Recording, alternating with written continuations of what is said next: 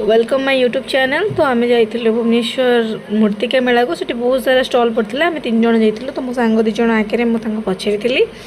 बहुत सारा हैंडमेड ही सब डेकोरेट होता। होम डेकोरेट पे भी बहुत सारा जिनस था। देखो जगन्नाथ भी से बहुत सारा सिंबल तैयारी करते सब हैंडमेड, जोटा भी आप देखुं यहाँ भी हैंडमेड। तो लाइटिंग बहुत थिला, बहुत सारा स्टॉल पड़ता। वेराइटी ऑफ दीप मिलूला, जमीक लंठन दीप कि गोटे जो टाइप आप खोजे से टाइप से मिल जाए। बहुत कलरफुल वाला थिला। नटिया मानकर मूर्ति 2टा थिला, नटिया और कौन गांडू ना कौन ता ना। देन मोटू पतलू चढ़ई बसारे भी दीप होता। आम बस ही 2टा धरिकी आसलु। बेलून गुड़ाक भी बहुत सुंदर था, बट छोट पिला नुहे मुझे बेलून को इग्नोर कली, जेहेतु 50 टका लखा था से आनिली। आ बहुत सारा होममेड माने sorry handmade but home decorate पे बहुत सारा भल भल जिनस थिला।